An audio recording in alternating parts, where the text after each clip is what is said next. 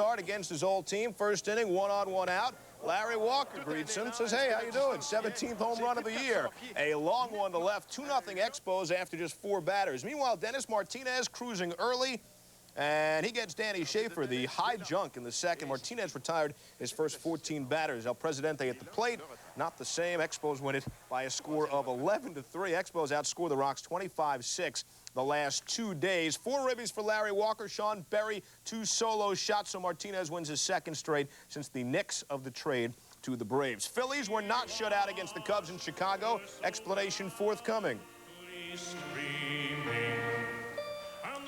Charlie Steiner saying, where's the fight? Is this Las Vegas?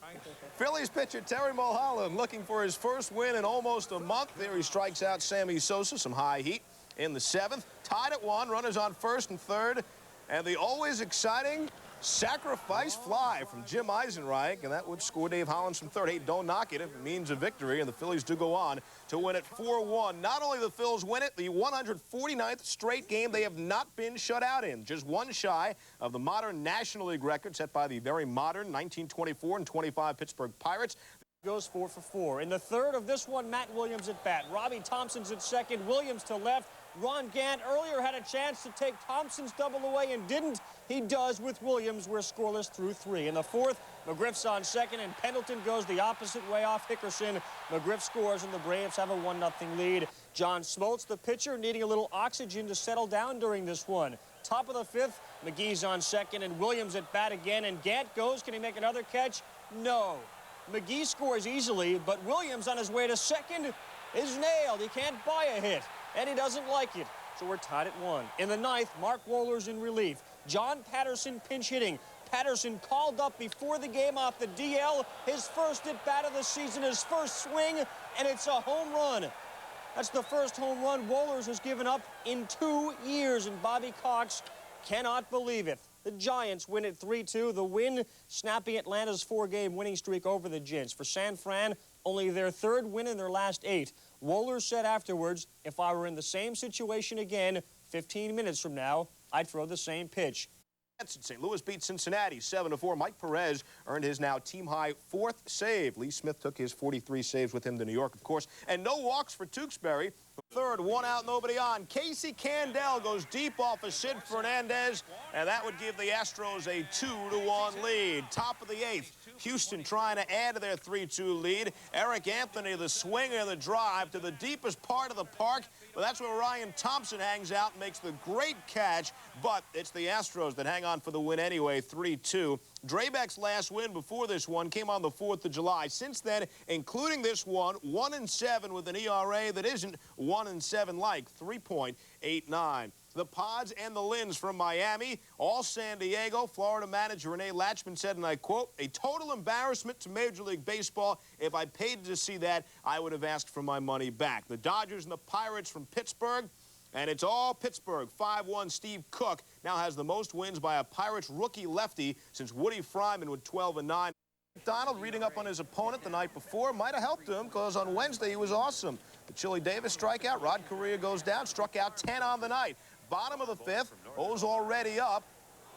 Chris Hoyles delivers a double. That would score Cal Ripken, and the O's lead by a score of 5-0. That was more than enough for McDonald. Gets some great defensive help from David Segui, and McDonald covers first for the out. Bottom of the 9th, McDonald strikes out Eduardo Perez to end the game. The Orioles win this one by a score of 5-1. There you see the number on McDonald's. Another strong effort out of him, while Hoyles goes 2 for 4 at the plate, had a couple of RBIs. Indians and Twins both decided to only play 9 this time around. Can you believe the wind blowing out at the Metrodome? That's right. Albert Bell feels like he's been there for days. But Twin starter Mike Tremblay took 10 days worth of punishment, gave up 7 hits, 5 runs in the first inning, ending this game early. Tremblay lasted only 2 1/3.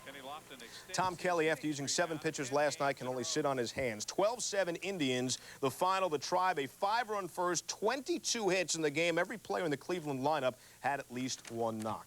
It's top 11, tied at 5, bases loaded. David Hulse, the single. Past Paul Quantrill, Rob Ducey, Rafael Palmeiro score 7-5 Texas. Bottom 11th, they're loaded. Scott Fletcher of the Red Sox to Ripken, and Ripken saves the tying run by denying the base hit. It's 7-6. Next batter, Ripken boots one. Scott Cooper scores, so we're even at 7. Same guy, different play. Top 12th man on. Manuel Lee, the ground ball to Nehring. Easy 4-3 play. Mo Vaughn said the ball sailed a little bit. It goes into the dugout. Doug Strange scores. It's 8-7 Texas. 2 batters later, it's that Ripken guy again. And he makes amends. Off Quantrill to the monster. Lee scores easily from second to seal the victory. 9-7 the final. Ripken said, I don't care how it ended, as long as we won. You saw Greenwell go into Hyde, move over. Rats, he's going into the green monster. Texas used 10 pitchers. Dominated the Yanks and dominated early. Deion James, Bernie Williams. How about one from Mike Stanley? You got it. See you later. McDowell, 4 strikeouts in the first 2 innings. Had a 1-hitter through 4. Top of the third, Frank Thomas would break the ice against Kamenicki. It's the rocket the other way to right. Number 38 on the season, sets a single-season Sox home run record. Bottom of the 7th, 2-1 Sox. Pat Kelly redeems himself for an earlier costly error, so we were tied at 2. Top of the 8th, trouble for the Yankee bullpen. Wickman puts the big hurt on Thomas. That forced in Bo Jackson with the lead run, 3-2 Sox. Next batter, Robin Ventura, the single past the diving Kelly. Raines and Cora score to break open the close game. 5-2 Chicago. On Wednesday, Chicago traded Donnie Paul to the Phils for a player to be named later. Paul left a note on the bulletin board for his teammates that said, good luck, guys. Let's win this thing. I've loved every minute of it. Lee Smith will join the Yanks on Thursday. Front-running Blue Jays continuing their down and then up 10-game road trip in Oakland looking for the sweep. And Ricky got him off quickly. That's his 63rd leadoff home run in his career. Blue Jays up 1-0. Ricky played some defense as well. This off the bat of Brent Gates, all that foul territory out in Oakland. He makes the grab. Then in the third, Randy Knorr gives the Jays a bit of a cushion. 3-run homer off Moeller gives the Jays a 5-0 lead. Toronto wins it by a score of 8-3. Afterwards, Cito Gaston didn't sound all that confident, saying, let's hope Chicago can win. Kind of refreshing. Usually just get the business about taking care of your own situation. Roberto Alomar hit by a pitch on his left hand. X-rays negative. John Olerud, 2 for his last 18, owning a double-digit deficit. Ken Griffey, that's number 40 on the year, a 2-run shot. Griffey, the 10th player to hit 40 before his 24th birthday. Now, Dave Fleming for Seattle, he was superb, facing Skeeter Barnes. Big K, see you later. And Mickey Tettleton goes down as well. He struck out 4 times on Tuesday night. So Seattle a winner by a score of 9-3. His manager, Lou Piniella, on Griffey said 40 home runs. It's what separates the big boys from the bigger boys. Junior also set a club record for intentional walks in a season, 23 of them. These shots, Brewery. We're in Milwaukee. Phil Garner and Pat Listash discuss strategy. B.J. Surhoff discusses doubles. To right, Robin Yount, Kevin Seitzer score. Brewers up 2-0. Bottom of the third, they increase the lead to 3-0, and then Listash. Little blooper. Check swing, and Jose leaned. Just can't get back. Yount was on. He trots home again. Brewers up 4-0, and they go on to win by a final of 7-1. Yount, Seitzer, and Diaz joined Surhoff with 2 hits. McReynolds came back, left the game with a bruised left hip. The series in Atlanta, and the key to stopping John Burkett hit his first pitch. The league hits 30 points lower against him when Burkett gets ahead in the count. The Braves were trying that, swinging at the first pitch. Burkett threw 10 first-strike pitches to the first 10 men he faced. And Bobby Cox knew the stats as well. This is Steve Avery's pitch. Barry Bonds takes him over the wall. 2-0 in favor of the Giants. That in the 4th. Same inning, 1st and 3rd. John Burkett at the plate. He lines Avery's first pitch to center for a hit. Todd Benzinger scores, so it's 3-0 Giants. Braves cut it to 3-2 off Burkett. Man on second, 2 out in the 5th. Fred McGriff rips a shot to second. Thompson, the great stab. Still 3-2 San Francisco. But no stopping the Braves in the 7th. Otis Nixon, the seeing eye single to right off Jeff Brantley. The game tied at 3. One batter later, it's Ron Gant to the plate. He rips the liner off of Dave Berber, doesn't see it. Kurt Manwaring gets it, but can't get to the plate in time. Otis Nixon scores 4-3 Braves. Next batter, Fred McGriff, the single up the middle. Jeff Blauser scores. Braves up 5-3. The Giants hold on first place, still slipping, but 5-3 is your final. Bobby Cox at his club had to have 4 of 6, but 5 of 6 is really great. Steve Avery added, they still need some help from their friends and their enemies. Go. Benito Santiago off the teal wall. Barbary was ahead of him. He scores, and the Marlins up 4-1. Then in the 6th, Orestes Destrada goes deep over the wall and right, his 18th on the season.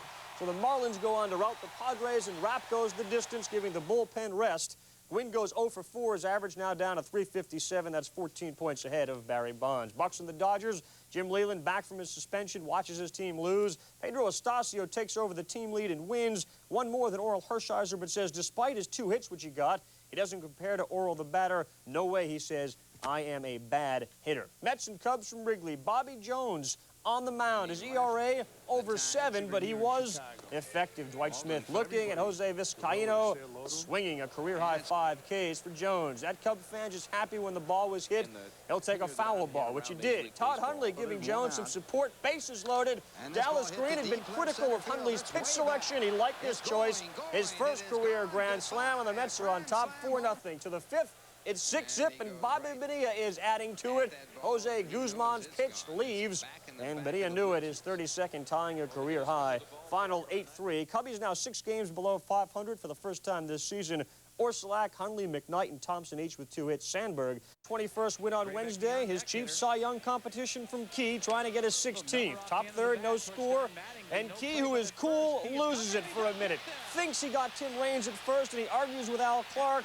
Meantime, Ozzie Guillen moves from second to third. Next batter, Key, gets bailed out of trouble by Donnie Baseball, who doubles up Rock at first, and the inning is over. Bottom 4th, Tim Belcher, not so lucky. They're at first and third with no out, and Bernie Williams belts one to center. Tartable easily from third. It's 1-0 Yanks. Couple batters later, they're loaded, and Belcher loses Gallego. His 2nd consecutive walk, 7th in 3+ innings. O'Neill is in to score. Belcher is out, and he's not happy about it. 2-0 Yanks. Spike going in for the injured Pat Kelly, and he goes to the gap off Chuck Carey. The ground rule double. Williams and Stanley score. It's 4-0 Yanks. 3 batters later, Mattingly's at the plate. Carey is wild. Owen scores, and the Yanks bat around on 3 hits for a 6-0 lead. The only fireworks left were Mattingly, who got booted because he kept arguing with home plate umpire Dan Morrison. Start. Mike Devereaux in a 2 for 40 slump breaks out of it with 1 aboard in the top of the 1st, and the Orioles lead it 2-zip. Tim Hewlett having trouble holding the bat, and the Halos in the bullpen head for the high road. Angels Chuck Finley. Milestone strikeout. His 1,000th. Tim Hewlett the victim. Top 8th. Finley on the mound. Jeff Hammond's at the plate, and Chad Curtis in center goes back and back. And he makes the great catch, but the Orioles hang on to win the game 4-3. The Long Beach Little Leaguers, by the way, on hand to watch. Salmon hits his 30th of the year. He's the 19th rookie to do so. A career-high 10th complete game. First, Brian Turang. Brett Boone takes Teddy Hergera deep and out. 2-0 Mariners. Boone's 9th. Bottom 3rd, it's 4-0. And Jay Buhner's at 3rd. And Greg Litton's at the plate. And he turns one around. A 2-run shot. It is 6-0 in favor of the Mariners. Number 3 for Litton. Bosio makes it stick in the 7th. Boone with the nice defense, and Bosio covering. Mariners go on to win their 3rd straight. Bosio, an impressive 2.75 ERA in his last 5, and Hergera, unfortunately, the other way, 10.66 in 4 starts this season. Twins in the Tribe from the Metrodome. Earlier this year, Casey got nailed by this foul ball off the bat of Jay Buhner. That's PA announcer Bob Casey. So he's look out, he's a little nervous. Dangerous man. Oh yeah, in the game, tied at 2 in the 8th. Wayne Kirby, grounder, and McCarty can't get it. It's a base hit. Lofton comes around to score. Indians up 3-2. They go on to win 4-3. Kirby had 3 hits. Lofton is hit in 11 straight. Dave Winfield gets hit 2-9-9-1 by Erga and Bell. Consecutive 100 RBI season. 2nd time in Cleveland.